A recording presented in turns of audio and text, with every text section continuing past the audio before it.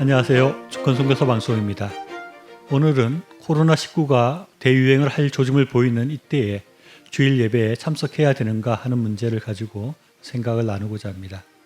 사실 이 말씀을 할 때 좀 조심스러운 마음이 있습니다.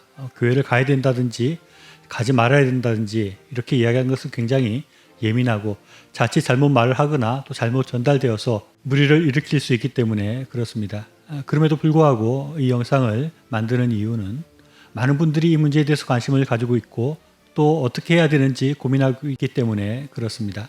이 문제에 대해서 말할 때 가장 먼저 드는 생각은 우리의 선배 신앙인들은 목숨을 내어놓고 순교를 각오하고 교회에 다니고 예배를 드렸는데 우리는 별로 치사율도 높지 않은 고작 이런 전염병 때문에 교회를 가지 않거나 예배를 드리지 않는 것이 말이 안 된다라고 생각하는 것입니다.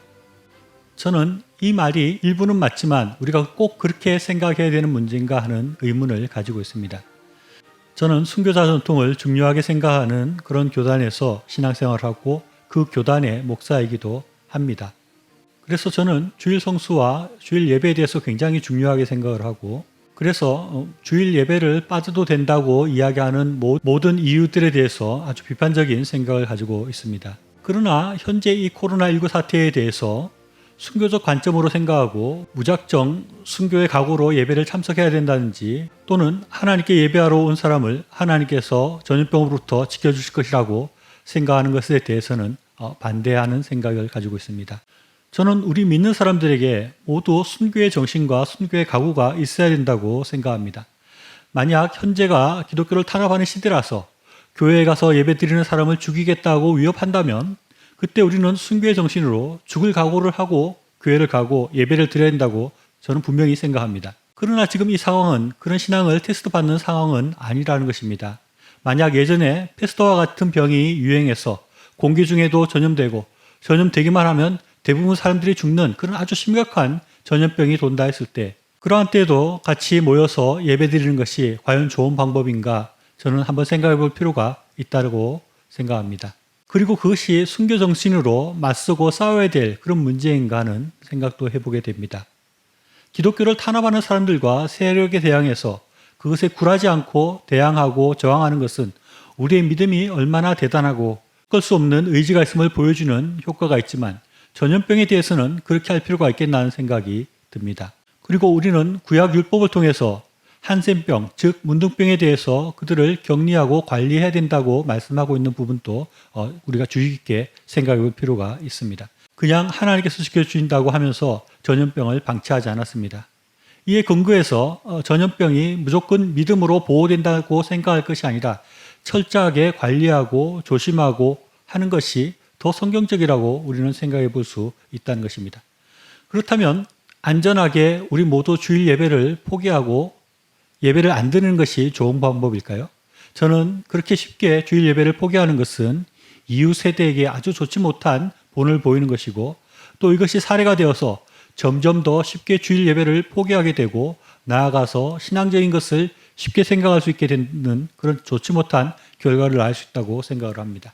그래서 저는 그것에 대해서 아주 조심스럽게 그런 위협을 경계해야 한다고 생각을 합니다. 믿지 않는 사람들은 우리의 신앙과 교회 예배에 대해서 쉽게 생각하고 마치 중요하지 않은 것처럼 말을 합니다. 우리가 그런 생각에 동조할 수 없고 우리의 신앙이 그렇지 않다는 것을 우리는 분명히 보여줄 필요가 있습니다. 그러나 사회적인 큰 위협이 되고 있는 이 전염병에 대한 인식을 우리가 무시해버리고 또 안일하게 대응하는 것은 오히려 기독교에 아주 큰 부담을 불러일으킬 수 있음도 걱정해야 합니다. 저는 신천지가 보여준 예를 조심하고 경계해야 된다는 생각을 하게 됩니다. 이들도 그들 자신이 코로나 바이러스를 대유행시키는 그런 진원지가 될 것이라고 전혀 생각하지 못했을 것입니다. 그러나 이들의 안이한 생각과 행동이 아주 큰 문제를 야기하고 말았습니다. 조금 직접적으로 이 문제를 정리하자면 이렇습니다.